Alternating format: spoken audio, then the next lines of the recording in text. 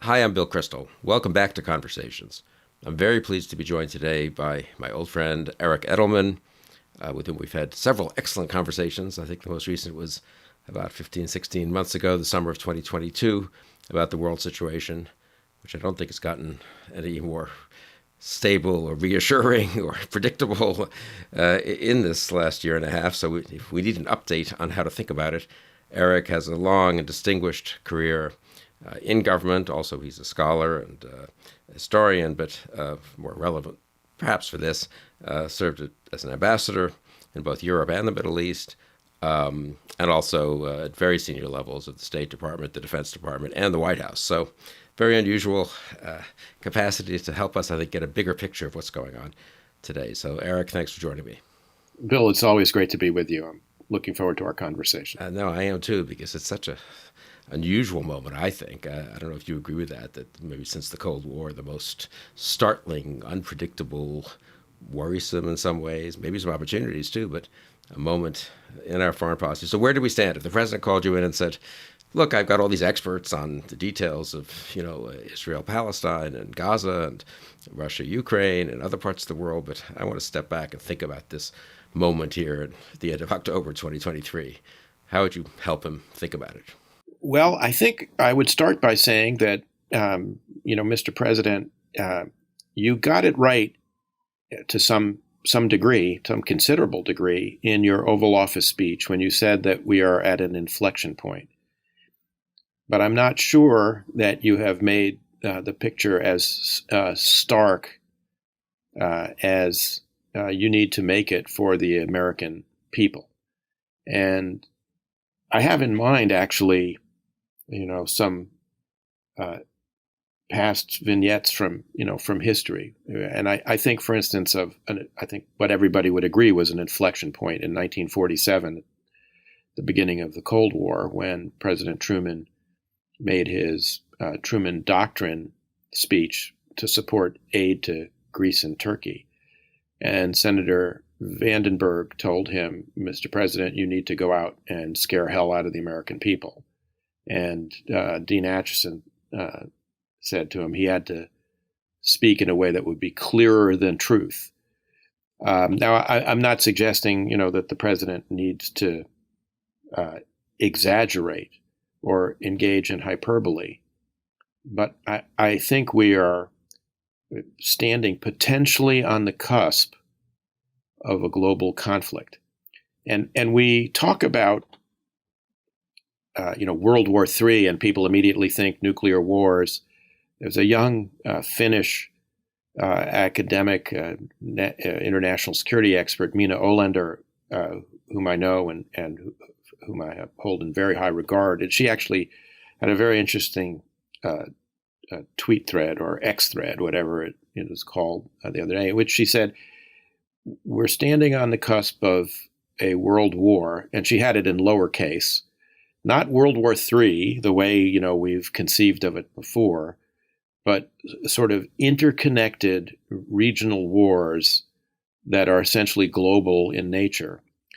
And although she didn't spell it out, I will spell it out for you as I see it. We're sitting here today where Russia is, in order to get resupplied for its war in Ukraine, getting long trains of ammunition from North Korea that are traversing Siberia and coming to Russia to enable it to continue its war, as well as drone supplies from Iran, which is also, of course, the main sponsor of Hamas, which launched its terror attacks on Israel on October 7th with Iranian weaponry. The IDF, the Israeli Defense Forces, have recovered Iranian weaponry. We can go into a little bit more detail. There's a whole debate about how much, did Iran know and when did they know it about the 10/7 attacks on Israel. I'll just say, from a professional point of view, and I don't have any intelligence because I don't have access to it anymore. I can't, provide evidence to support this. But this was, a very complex combined arms attack coming from air, land, and sea conducted by Hamas, it kind of beggars the imagination that they could have done this without some kind of training and assistance, from the Iranian IRGC Quds force. And all of this is being enabled, of course, by the fact that the People's Republic of China is buying Russian and Iranian oil at knockdown prices, which, of course, is a big benefit to the Chinese economy. And they're providing both Iran and Russia with dual-use materials that are sustaining both Iranian and Russian defense production in the face of really,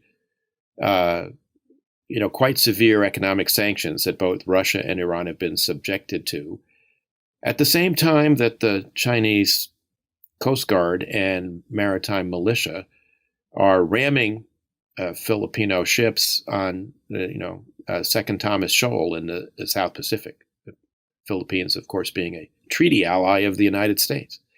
So we sit here today, and I think everybody is a bit on tenterhooks to see whether Tehran and Hezbollah in Lebanon are going to make a decision to escalate the conflict as Israel now looks like it's beginning to cut off Gaza City as part of its ground operations in Gaza, and that we would face the prospect of a region-wide war. But given the fact that we already have the largest war in Europe since the end of World War II, the prospect of a region-wide war in the Middle East, why wouldn't we also think that we might have, some opportunistic aggression in the Indo-Pacific as well?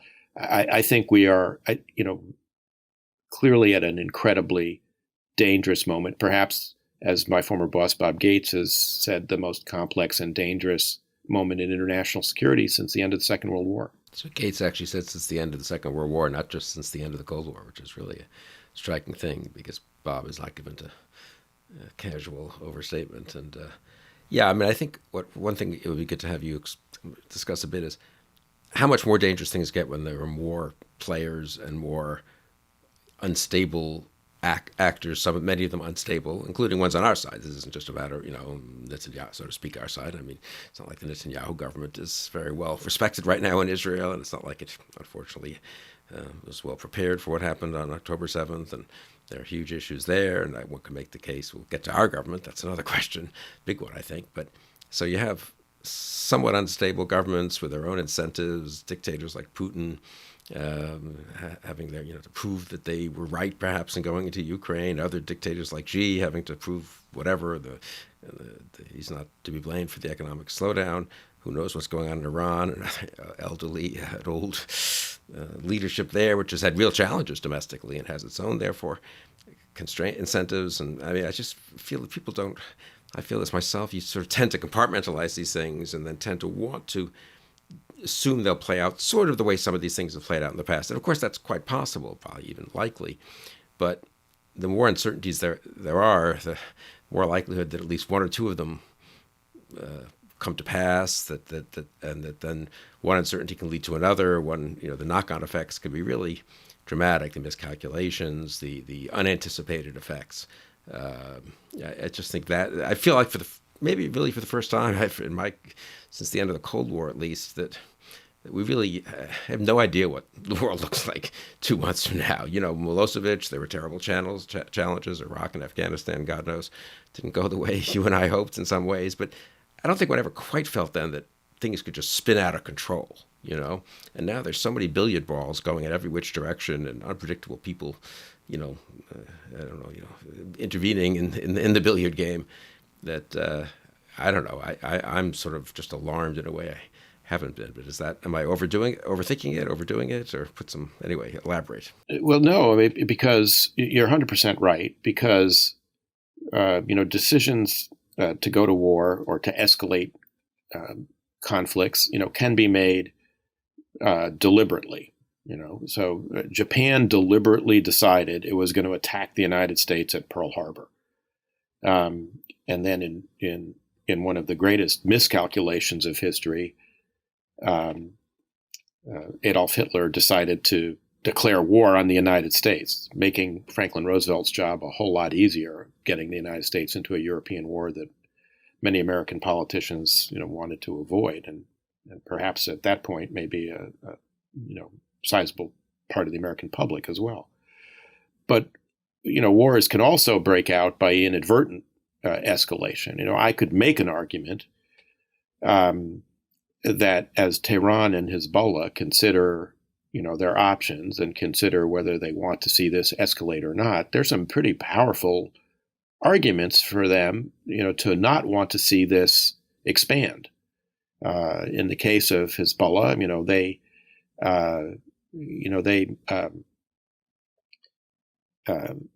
kidnapped two Israeli soldiers and started a war in 2006. And the consequences were enormous. I mean, after an initial kind of bungled Israeli effort on the ground, the 36 days of war took an enormous toll on Hezbollah. It took them almost a decade to recover. The Israelis killed an enormous number of Hezbollah frontline fighters. And I believe it's the case that Nasrallah, was asked at one point later on if he'd known, that this would have been the consequence, would he have, approved of the kidnapping? He said, no, I wouldn't have. So there's a powerful argument for Hezbollah not to want this to escalate. And for Tehran, the interests of Tehran and Hezbollah are aligned, they're not identical. For Iran, Hezbollah is largely a pawn, right? It's a deterrent because it possesses, something like 150,000 rockets and missiles that could, at least for a period of time, overwhelm Israel's Iron Dome air and missile defense system and inflict quite a bit of damage on Israel and kill a lot of Israelis. The problem, of course, is once you shoot that bolt, you've lost it. And for the Iranians, this is a major deterrent against Israel launching an attack on Iran's nuclear facilities, on Iran and Iranian other military facilities in Iran. I mean, Israel is already and has been and already has been attacking various facilities and transshipment points in Syria, for instance, having hit multiple times the airports in Aleppo and Damascus. So there's a question of how can I put it, advertent escalation as opposed to inadvertent escalation. But we also know from history that things can escalate when people don't really intend them to, and of course the classic point at issue was the First World War, where the assassination of Archduke Franz Ferdinand in Sarajevo in July of 1914 led to a whole concatenation of events which weren't by themselves intended to launch a war, but for variety of reasons, because Russia mobilized its military because it had very rigid train schedules, and to mobilize its military required using railroads, and because Germans very inadvisedly told the Austrians to do what they wanted to the Serbs, who were responsible, who were held responsible, whose secret services were held responsible for the assassination of Archduke Franz Ferdinand, and then a German military plan that didn't take into account how the relationship between Britain and France and how Britain would respond to a violation of the neutrality of the Low Countries. All of this launched a what was up until that time the most destructive war in history, hugely destructive war. That's a pretty good. It's not a perfect analogy, obviously, to what's happening today, but it does remind you that the more actors you have, the more potential for different kinds of issues to come up that nobody anticipated, and you're off to the races. Interestingly, as I think you know very well, Bill, during the Cuban Missile Crisis, President Kennedy had recently read Barbara Tuchman's popular history of the onset of World War I, The Guns of August, and was quite determined to not have that happen during the Cuban Missile Crisis. And so, if you read the transcripts of the deliberations he had with his National Security Council, or the Executive Committee of the National Security Council as it was constituted in 1962, he's very reticent to take actions that might kind of lead to this, unforeseen concatenation of events, almost alone among his cabinet, all of whom are very, hairy-chested men. It was all men at that time, who were very anxious, in many cases, somewhat anxious to escalate the conflict. He was very careful not to do that. Now, we now know that, there were two sides to this then. It was a little bit less complicated in some sense, if more dangerous than the current moment, because it was the U.S. and the Soviet Union. It was Kennedy and Khrushchev. But we now know post facto that Fidel Castro, on whose territory these nuclear weapons had been deployed, was much less cautious than either Kennedy or Khrushchev, and was prepared to go down in a sort of nuclear holocaust of revolutionary fervor. Luckily, cooler heads prevailed. But as you say, the more actors who are involved, the more chance for miscalculation, the more chance for mistake, the more chance for accident, the more chance that a whole series of events will get unleashed that lead to a larger conventional war. And I want to stress, I think right now when I'm talking about global conflict, I think it'd be largely conventional. But once these things get going, who knows where they end up? Yeah, and it's not as if, and what the implications are 2, 3, 4, 5 years from now is a whole different question as well. Things could die down, but lessons learned, just to mention the nuclear thing for a minute, could be, it's a good idea to have nuclear weapons, for example, if we don't turn out to be a reliable ally in places like Ukraine, or for that matter, Israel. Yeah, the other thing is restraint, of course, or can be itself provocative. I mean, and people can misread it. And of course, Khrushchev misread Kennedy. I think we now know, don't we? Because he was not very strong in Vienna a year earlier. But anyway, without getting too much into the history, I do think it's or when the Berlin Wall was built. Other than the Berlin Wall, especially, I guess. Yeah. So these things do have knock-on effects, and people, we do tend, I think all of us, and I'm very guilty of this too, to look at the particular crisis, the particular moment. It began on a certain date, it ends at a certain date, but that's not really the way, of course, life works or the world works. And I do feel at this time, if you had asked me if 2 months ago, I would say February 24th, 2022 could well be an inflection point, actually, and so there'll be a post-Russia-Ukraine world with all kinds of implications for the Asia, for China and so forth, our policy to China, China's policy, depending on how it turns out. To have two events, February 24th, 2022, and then October 7th, 2023, both dates that we're not going to forget for quite a long time, I think, both in a way inflection, both marking possible inflection points, or one after another. It does just increase, I think, the uncertainty of what's to happen. And so the president says to you, okay, well, that's very nice. Everything's uncertain and everything's, who knows. The president could also point out, to you, and I'm sure you'd agree, that we're more involved than sort of the American public realizes. I mean, we have, we've shot down some missiles. We've got a ton of military assets over there in the Middle East. We're obviously huge, support for Ukraine, and with NATO as well, and NATO borders on that conflict. And as you say, a treaty relationship with the Philippines, to say nothing of Japan and Taiwan and Korea. I mean, it's just I do think the American people. Don't quite appreciate how close we are to all this. Now, maybe there's no need to, frankly, tell them every moment, and if there's nothing for them to do right now, and we don't want to be more involved in some of these.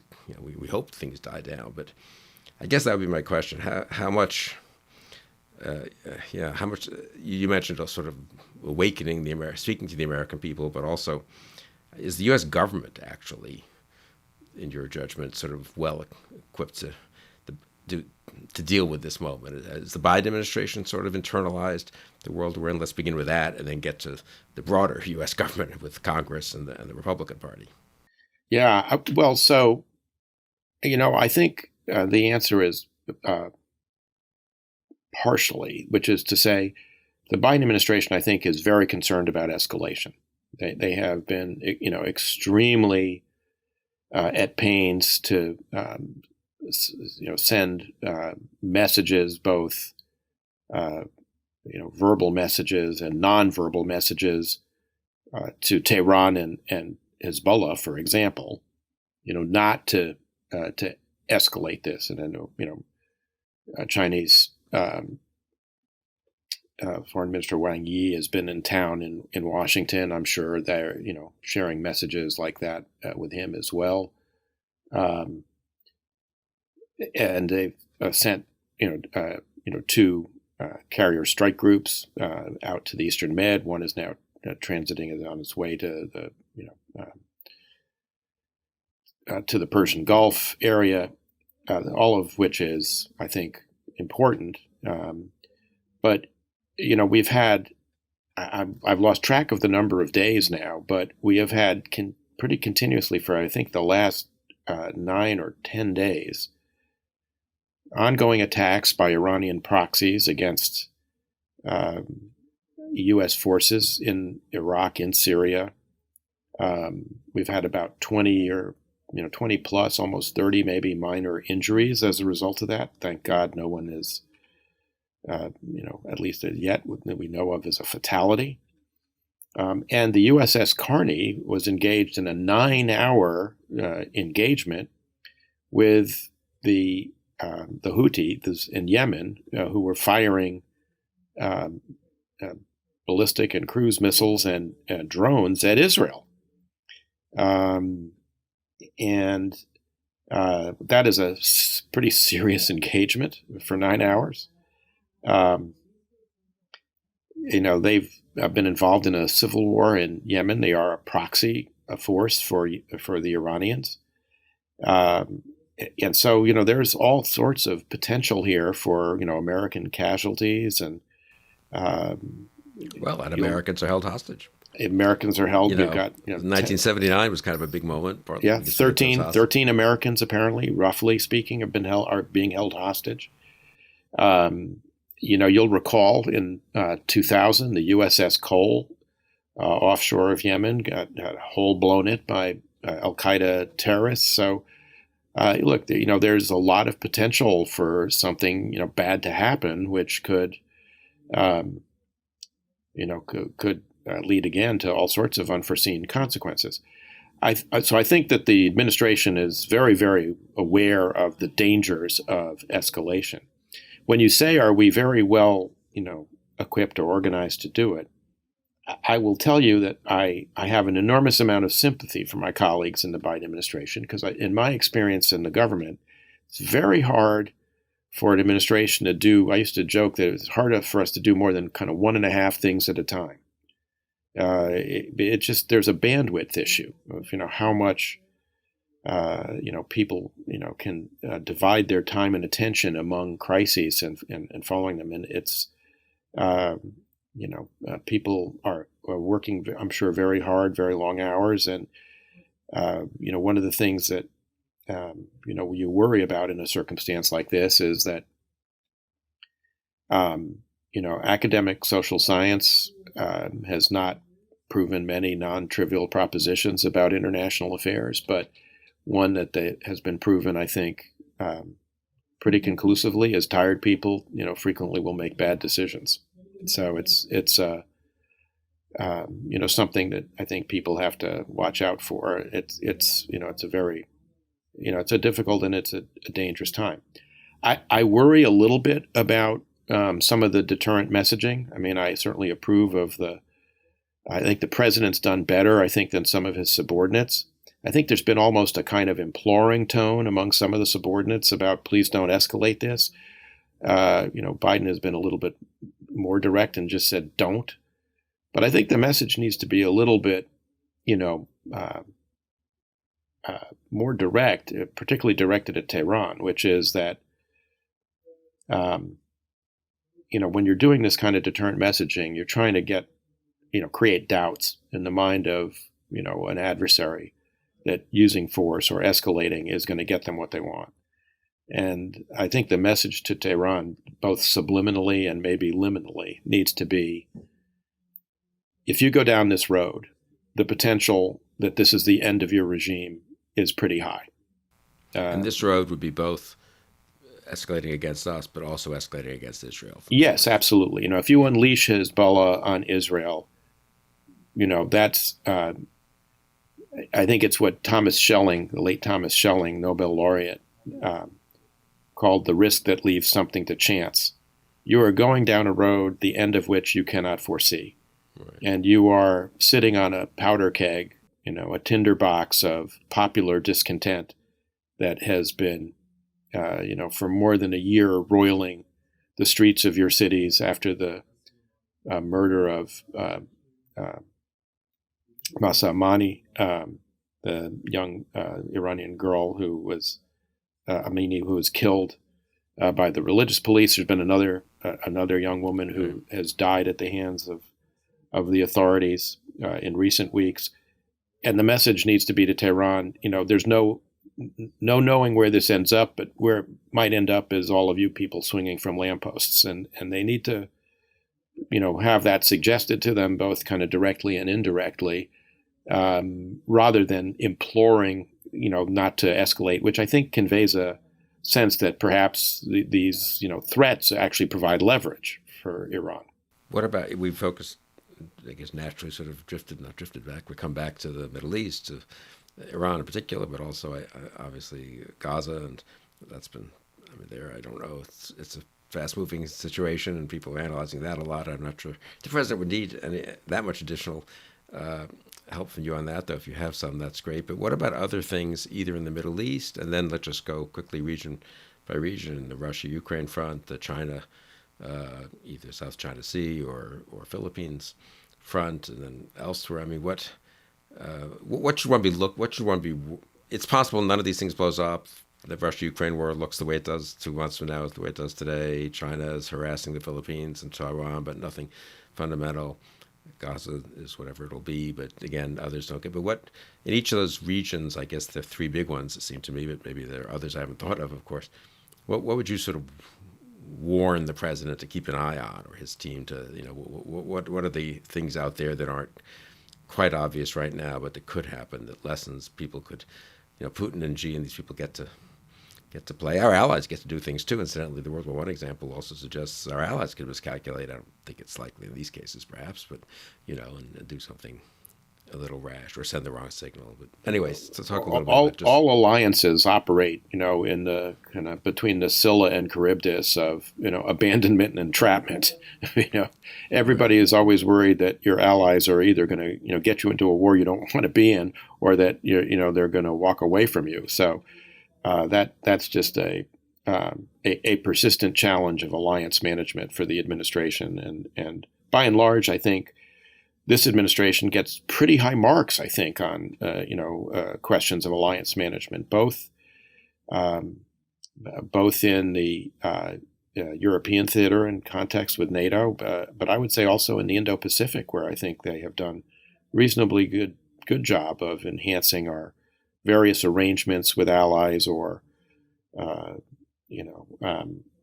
countries with whom we have some shared interests. I'm thinking of the Quad in East Asia, the U.S., Japan, Australia, and India. How worried should the president be about the Indo-Pacific? Can he sort of just check in occasionally and make sure nothing terrible is happening, or is it a little more alarming in terms of trying to take advantage of or just spillover effects of what's happening elsewhere right now? Look, I think it's something that people really have to keep an eye on. The U.S. has got operations out around Second Thomas Shoal, and I think that's because it's a reflection of people understanding this is a dangerous moment. I think President Xi has told the PLA to be ready, to take Taiwan by force if necessary by 2027. I don't think right now that it's likely he's going to try and accelerate that schedule, but you have to worry that there's things look like they're getting out of hand and we can't manage it, that he decides this is the time to go. So that would be something that I think people are going to be watching very, very closely, what the PRC is up to, what the PLA Navy is up to, et cetera. I think we've covered the Middle East pretty well. Obviously, what about Putin? I mean, having Hamas to Moscow, isn't that pretty startling? I mean, he goes out of his way to sort of just rub our faces in Israel, which has been placating Putin more than some of us would have liked. I hope that our friends in Israel are drawing the proper conclusions from this. You hear a lot of Israelis and Israel supporters in the United States saying, well, after February 22nd, or February 24th of 2022, when Putin invaded Ukraine and Israel took a very sort of equidistant, stance and was unwilling to provide some kinds of military assistance to Ukraine. I mean, one of the reasons they didn't do it was they said we need it, we need some of this stuff for ourselves, which, I think has been borne out by events. And so there's some argument there.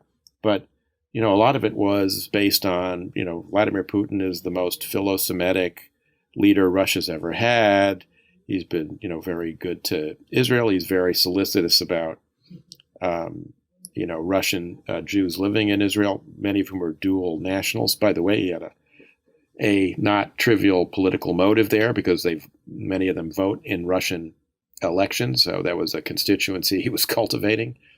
But I think, at the end of the day, as you point out, is they had Hamas to Moscow twice before the 7th of October, and now there's a Hamas delegation there now, and there was a I think fairly churlish refusal to allow Zelensky to come to Israel to show solidarity after the 7th of October. I hope people are drawing the right conclusion, and I would also say that it's not just about Hamas. I mean, it's broader. If you look at the incredible kind of sewer of invective that has been open and sluicing through Russian television every night, a lot of it is full of vile anti-Semitic tropes. We shouldn't forget that Russia is, the home of one of the founding documents of modern anti-Semitism, which is the Protocols of the Elders of Zion.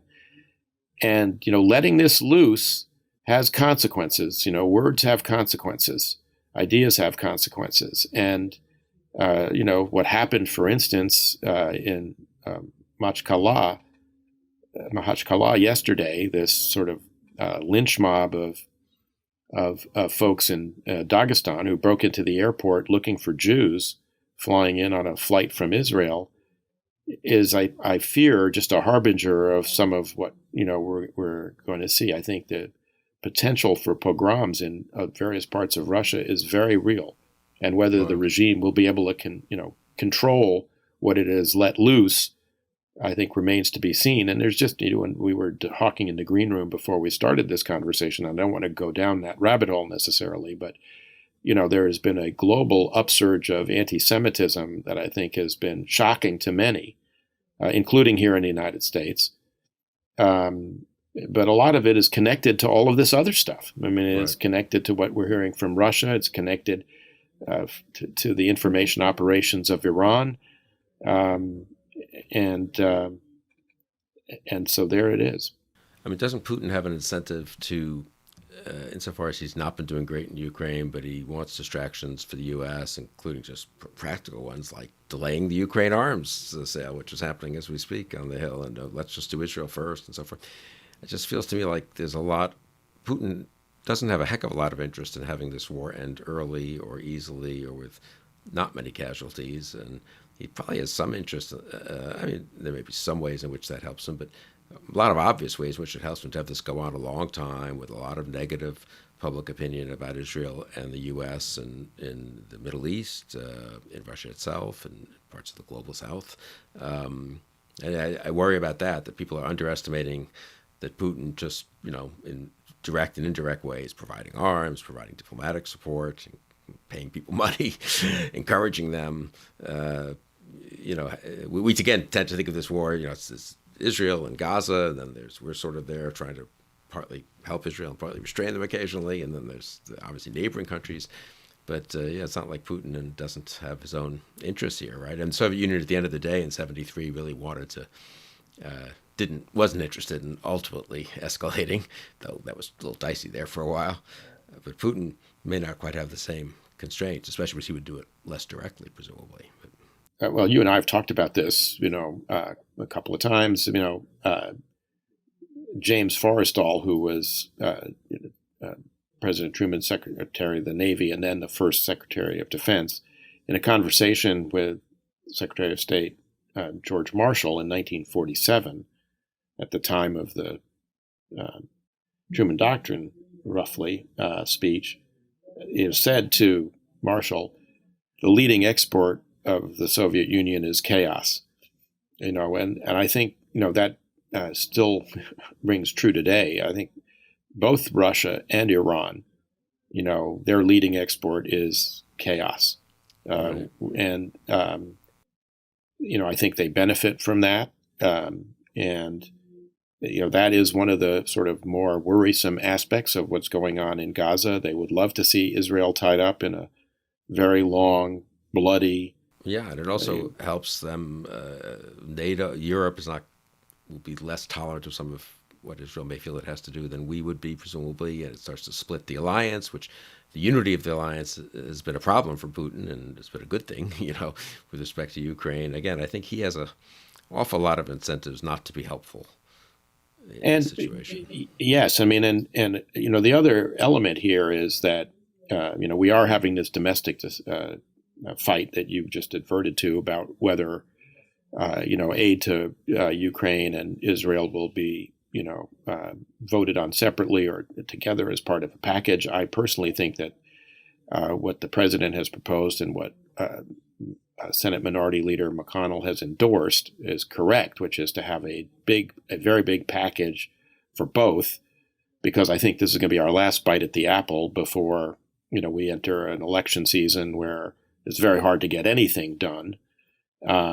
And not to get this will be a huge victory for Putin, and a huge setback, for the United States. You asked me a while back, what I would tell the president, and one of the things I would tell him, because just admiring the problem and saying, Mr. President, this is, everything is really bad and very, very, very dangerous. It's a little bit like what Curtis LeMay told Jack Kennedy in one of the early meetings on the Cuban Missile Crisis, is, you got a big damn problem, Mr. President, which Kennedy was not amused and not happy. And most presidents, at least that I've worked with, don't really want you to come in and say, this is a really big problem, boss, over to you. But one of the things I think, the president can and has to do is, he started the discussion, but now I think he has to sort of finish the job, which is he has talked about the United States being able to chew gum and walk at the same time, and being the arsenal of democracy. And I very much identify with that and support that. But we are at a very perilous moment. Our defense industrial base has shrunk enormously since the end of the Cold War. As a result, that, along with changes in manufacturing in the world globally, where people now rely on sort of just-in-time delivery of inputs in order to manufacture things, has left us in a position where it is very difficult to surge production of munitions, and we have been drawing down on munitions stocks very deeply in order to supply Ukraine. For the moment, the overlap between what Ukraine needs, what Israel needs, is not very great. Israel needs replenished Iron Dome, Tamir Iron Dome interceptors, which we're providing them, and it needs, small diameter bombs, high precision munitions that they're using in the air campaign in Gaza, which is extremely intense. Israel has dropped now well over 8,000 bombs and missiles, which, in terms of frame of reference, at the height of this is now what we're about 3 weeks in to this in Israel. In the most intense month of our campaign against ISIL in Mosul and Raqqa, we used about 4,000 precision munitions in a month, and so the Israelis have dropped well over twice that amount in 3/4 of the time. So that's what they need for the moment. But if this escalates, and you get a northern front, with Shia militias in Syria and Hezbollah in Lebanon, then Israel's going to be relying a lot more on artillery, and 155 rounds, which have been very important for Ukraine, will start to be very important for Israel as well. And, even though Bill LaPlante, the Undersecretary of Defense for Acquisition, has been working very, very hard and with some success at getting industry to increase its monthly production of munitions. Right now, it's going to take a while until we can get to the point of producing 100,000 rounds a month. It'll be sort of the end of 2024 or early 2025 before we get there. This month, or last month, Ukraine, for the first time, was firing more artillery rounds per day than Russia, about 6,000 a day. That's 180,000 a month. And we're only going to get to production of 100,000, roughly a year from now. Wow. So that gives you, I think, a sense of, really a challenge to build up our own. And this is a problem. Everyone says, well, don't just throw money at the problem. Well, this is a problem we just have to throw money at. Right. And so that's why the supplemental is absolutely, essential to be passed. We're going to have, and by the way, that's a down payment. It's not the end of the story. I think, we're going to need to, invest a lot more in defense, and there are going to be a lot of Democrats and Republicans who are not going to be happy about that. And so, I think this is going to be a big challenge for President Biden. And of course, I think there is still a kind of residual Reaganite element of the Republican Party. It's shrinking, sadly. But that element, I think, understands this problem. But how long that element will stand up to the forces of Trump as he becomes more and more the de facto and then eventually de jure nominee of the Republican Party, I think is anybody's guess, which is one reason why we have to get the supplemental passed now. Yeah, I think people don't appreciate the significance in foreign policy of even the hesitation that we're going through now on the supplemental, and especially the Ukraine part of it, but even the Israel part hasn't moved that fast. And it's just, I think if you're looking elsewhere around the world, whether you're a friend of ours or an adversary of ours, you think, well, they can't really get their act together there. And it doesn't take that much to deter them from doing more. And got to think Putin's thinking hard about how to increase resistance on the Hill to the Ukraine part of the supplemental. And I don't feel that maybe that's a case where the advocates of it haven't done enough to sort of explain what it would look like to the world if suddenly we don't do it, or even if we cut it in half or delay it or just look like we're super reluctant to do it. I feel, again, we don't quite understand how much our reliability is so important to deterring all kinds of things. Also, don't you think Putin has every incentive, just to get back to Putin for a minute, I mean, this might be true of Xi too, but to make Biden's policies look like they're failing, so he gives Trump an edge going into 24, which again doesn't mean that Putin has much incentive that I can see to have this end. He has every incentive to maybe funnel some more arms or encourage Iran to funnel more arms or do some other things that will whip up fervor elsewhere in the Arab world to cause troubles for Biden. And I think, again, people sort of assume that he doesn't, he's just focused on Ukraine. He's not like we can't mess around in other places. Final point, and you talk about any aspect of this you wish. Feels to me like maybe we should be doing a little more, whether it's in some of the arms to Ukraine, the ATACMS and stuff, maybe an Iran policy to kind of, as you said, not just be sort of hoping or pleading with these adversaries not to escalate, or pleading that's unfair, but also telling them don't escalate. But also we have some cards to play against them, don't we? And yeah, I mean, I've been for a long time with Ray Takei at the Council on Foreign Relations have advocated that the United States do more to support the popular uprising against the regime in Tehran. And there are things that can be done, increasing the amount of broadcasting, providing the kind of assistance we did to Solidarity in Poland during the Cold War. I mean, there are all sorts of things that could be done. Look, I agree. I think Putin is part of his strategy is hoping that Trump is reelected president. Trump just in speaking to the Republican Jewish coalition, and this didn't seem to elicit any cries of horror there, which I find amazing. But he recounted conversations with European leaders where they said, "We're worried you won't defend us," and he said, "Yes, that's right, I won't defend you." I mean, this is going to lead to the unraveling of U.S. alliances. We know that he wants to take the United States out of NATO. And this will not just end in Europe. I mean, it will have huge effects in the Indo-Pacific, whatever, people who want to prioritize the Indo-Pacific rather than Europe think. It's going to unravel our alliances in the Indo-Pacific region, as well as in Europe and in the Middle East for that matter as well. So, I think the consequences of a second Trump presidency would be, extremely dire, not just for, sort of conservative internationalist, foreign policy, but, for the world. I think in every conversation I have with former European colleagues, they raise this and are extremely concerned about it. And, in terms of our own dysfunction at home, my former boss, Bob Gates, has written in the current issue of Foreign Affairs an article called The Dysfunctional Superpower, which makes the case very powerfully that, one of the biggest challenges to our policy is us, to paraphrase the old Walt Kelly Pogo, cartoon, we've met the enemy and it is us.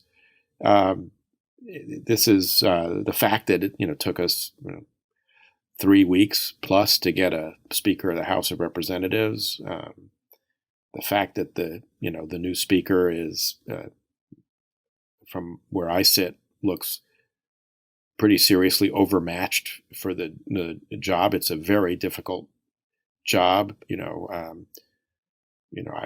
I got to know Speaker Ryan a little bit, both before and while he was Speaker, and he was someone, as you know from your association with him, someone with a formidable intellect and a lot of experience in government. And I don't think Speaker Johnson, has any of that, and nor do I think he's really up to this task. I mean, he's already picking a fight with the president and the Senate on the question of the, supplemental aid package. Someone made a point to me, just this idiocy of Senator Tuberville holding up all the military promotions, which, we can work around for quite a while, I suppose, or have been for 9 months, but it is a long time by now. It just looks to the rest of the world like we're just not at all serious, and we're not serious, incidentally. And the fact that the U.S. Senate, which has 100 members, not one, and can overrule this one member in all kinds of ways, and these rules can be changed, not even rules, really customs almost, allowing these individual holds on individual military promotions. And they are talking about changing it now, but the Republicans don't want to go along. Maybe I got a call this morning from someone. Could we have wants to put together a little committee to really try to work on this intensively? I mean, over the next week or two of people on the outside. I just made me think it was actually sort of random. I haven't been particularly involved in the Tuberville thing, except for being disgusted by it. But I mean, these kinds of things do add up, and I do think the dysfunction, the part of the hot polarization, but it's particularly, of course, the Republicans' willingness to play all these games.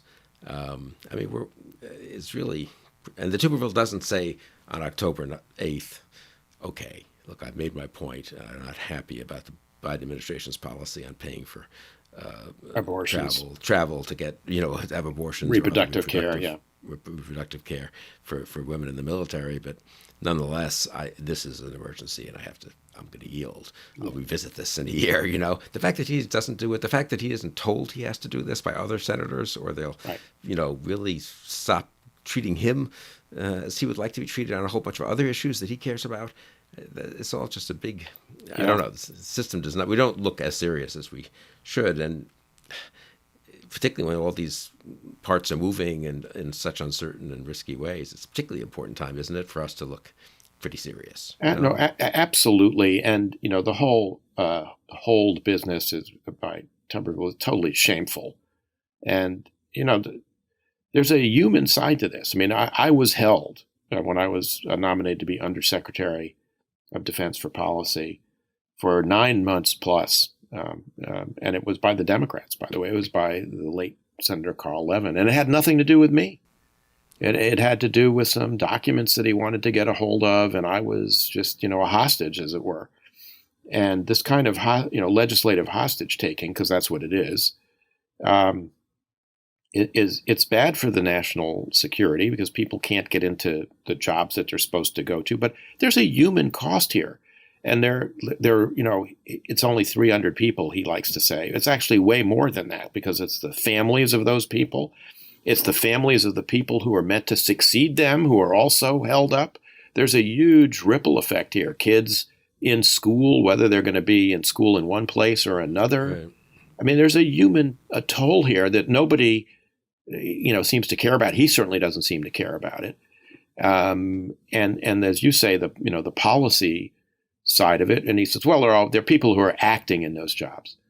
Well, I got, appointed, on a recess appointment before I was ultimately confirmed by the Senate.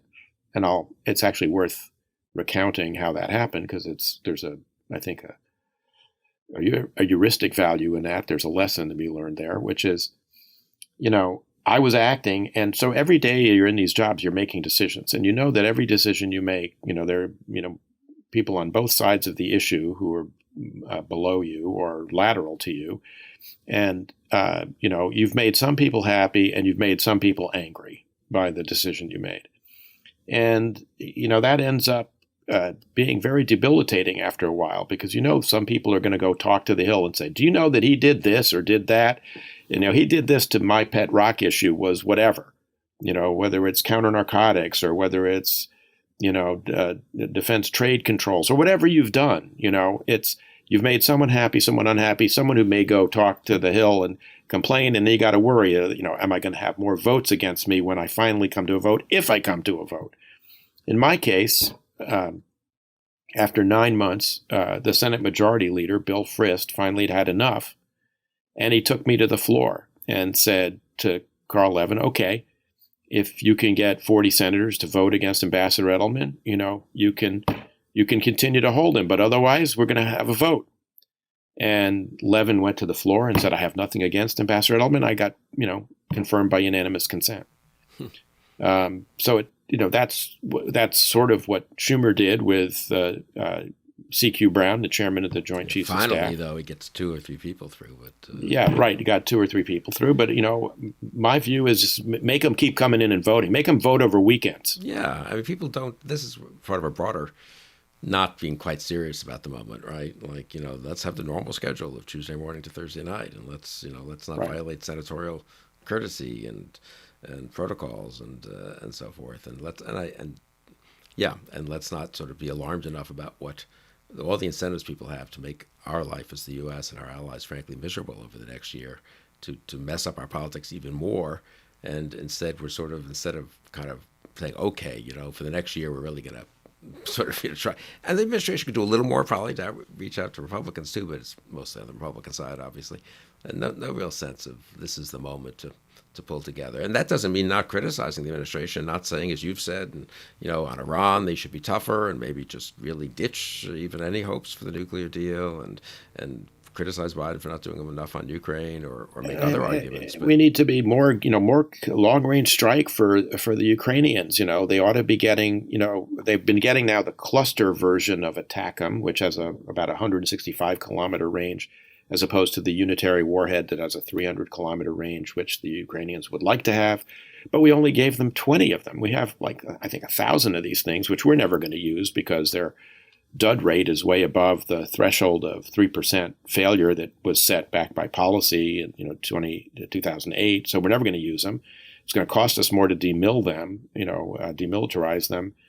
Why don't we let the Ukrainians demilitarize them by using them on Russian military capability, which we can then diminish, which is a good investment for the American taxpayer. I mean, one of the arguments that I think is being lost here by the administration and by the Republicans who support this is that, number one, this is a great deal for the cost of 3 or 4% of our defense budget. We have already destroyed more than half of Russian military capability, as the British Chief of Defense testified to his House of Commons Oversight Committee.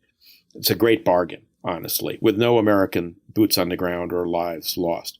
Moreover, this larger investment that you and I have been talking about, Bill, whether it's the $40 billion in the supplemental or the money, either that's being used to replenish stocks that have been drawn down under the Presidential Drawdown Authority, or the money that's been appropriated by the Congress so far under the Ukraine Security Assistance Initiative. All of that is going to American factories producing munitions in the United States, either for our military or for the Ukrainian military, that are creating high-skilled, high-paying jobs in the United States. So for all these people who are saying, we got to take care of the United States first, we're actually, doing well by doing good here in the international community. And I think that's an argument that when you make it to the American people by polling, they're very responsive to that.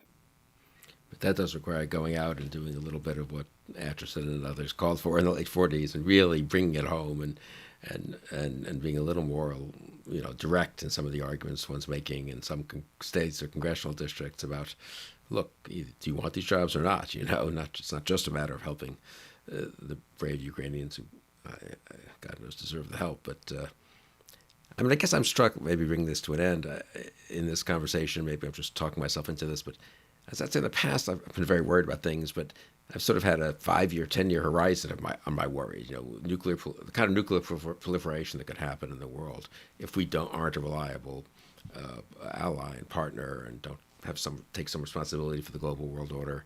That's very, very dangerous. But I guess I haven't really thought, especially frankly since Trump lost the presidency, that we were looking at a kind of months or 1 year long possible, that something could happen in the next very short term that really destabilizes and really unleashes things that are incredibly hard to get back, so to speak, in the box. And I think the administration has done pretty well, actually, personally, in the last since October 7th, and pretty well in Ukraine too. But I still worry with the dysfunction here and just the momentum of some of these events abroad and the bad incentives of some of these players abroad.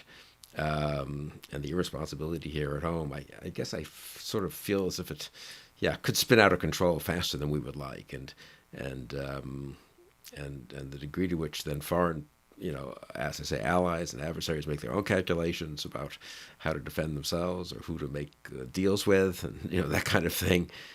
We tend, it's been somewhat stable for quite a while, right? For all the. For all the instability, I just think we're in a whole different world in the last 18, 19, 20 months than we've been in for most of the last 30 years, but 40 years maybe. As you know well, James Q. Wilson had a theory about urban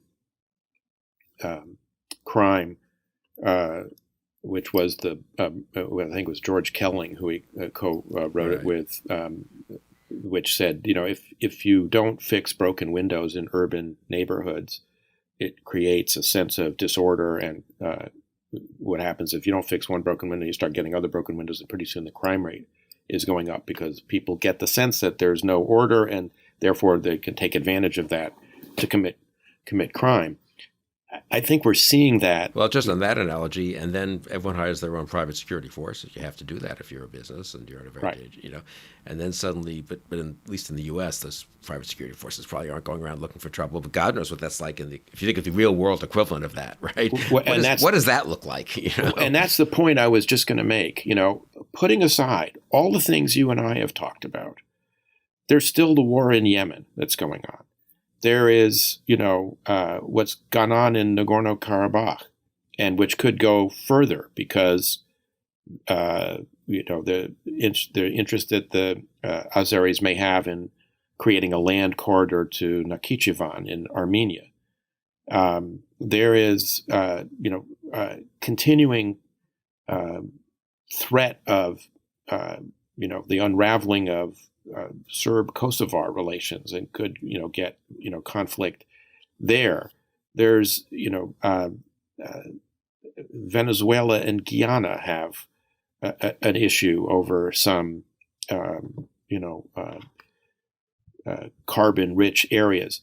So, this is a point that political scientists, a number of years back started writing that, territorial disputes don't really, sort of create much conflict in international affairs anymore. People realize that territorial conflict really doesn't buy you much in a kind of globalized world where everything, is geoeconomics and trade.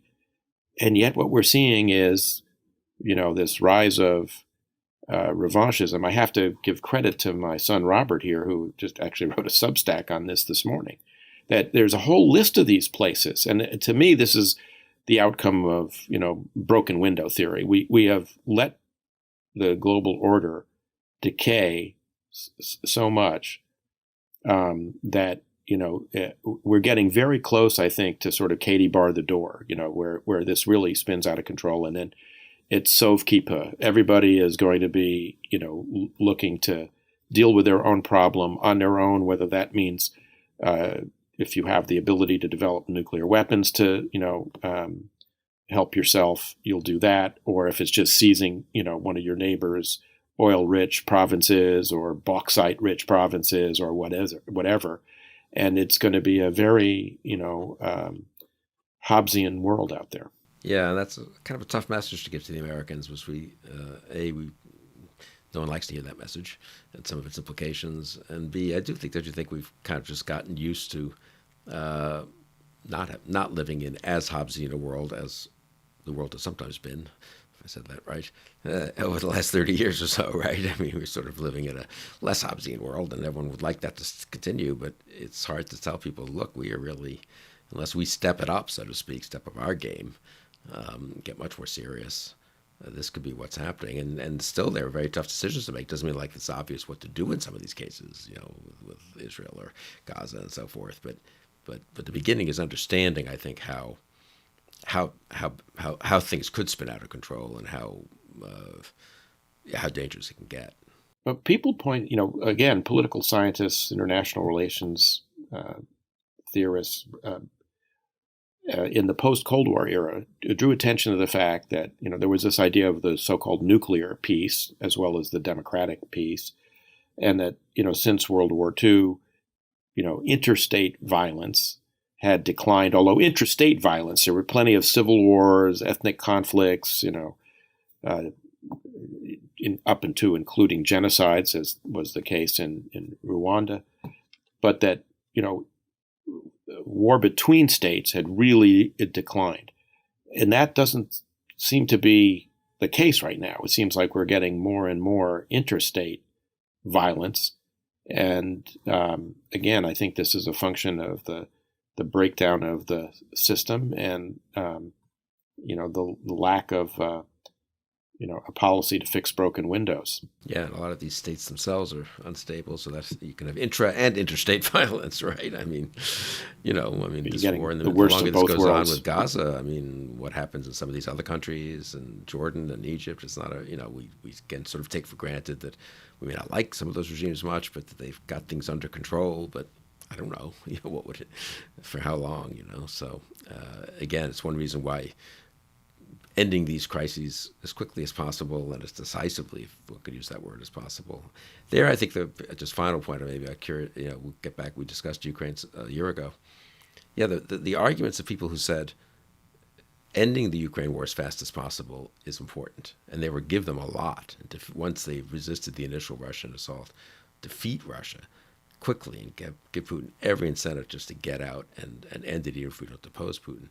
I think that was sort of even I, who's been pretty hawkish on Ukraine, I sort of underestimated that how you let this go on, and then everyone else has an incentive to mess, to sort of take advantage of a world in which there's already a massive war going on in Europe. And anyway, I feel like there's a point in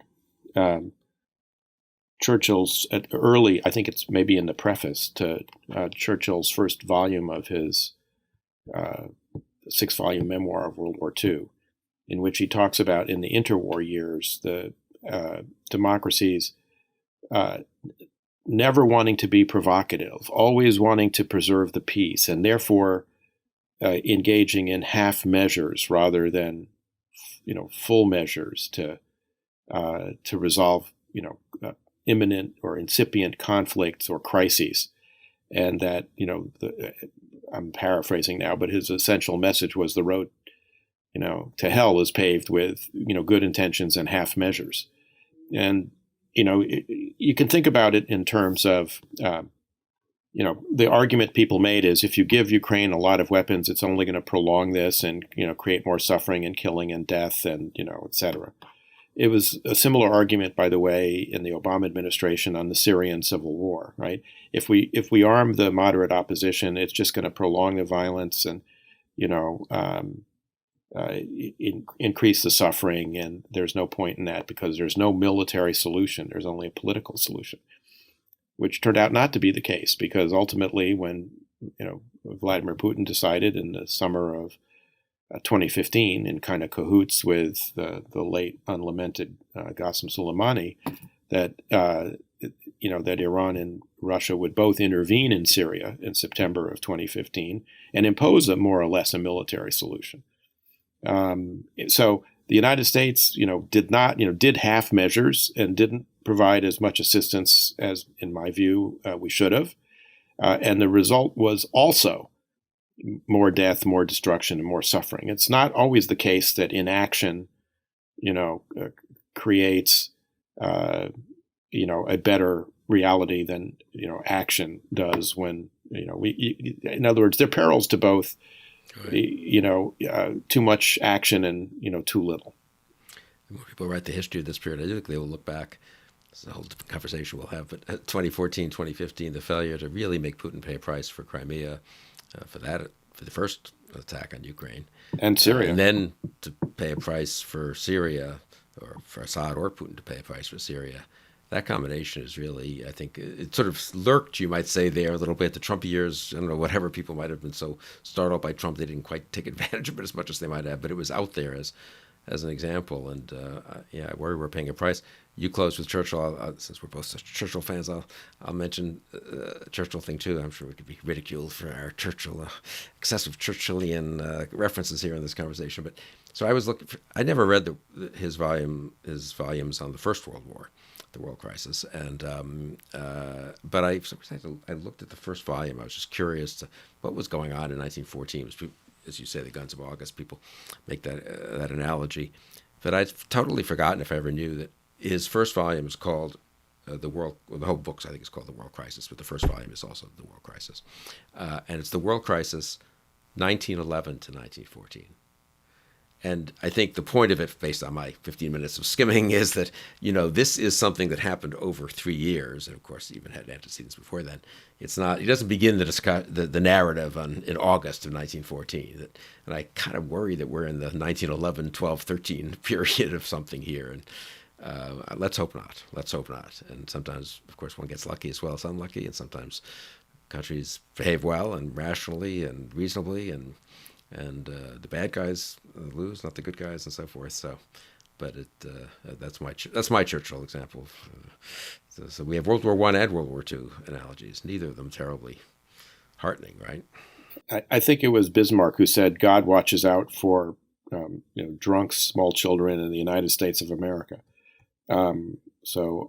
Hopefully, I'm with you that hopefully we will navigate this period without any of these dire consequences happening. In which case, everyone can will be free to attack me as a hopeless hysteric. But I do think we are in a very, very dangerous moment, and I try not to be hysterical or hyperbolic about it. But there are some very, very serious threats out there and dangers. And I think my impression is from the reporting I've seen and from some conversations that senior folks in the Biden administration appreciate that and know that. Good. Well, that's a good note. Sober, maybe even somber note to end on, but it's important really that people, and it's a democracy, what everyone thinks matters, and what different kinds of influential people and the American public as a whole, how willing they are to come to grips with the real world, the realities we face. I think that's always such an important matter, aspect of how we deal with these problems.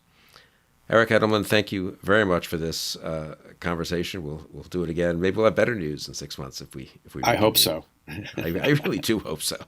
Yeah, and I know we all hope so. So thank you all. Thank you, Eric, for joining me today, and thank you all for joining us on Conversations.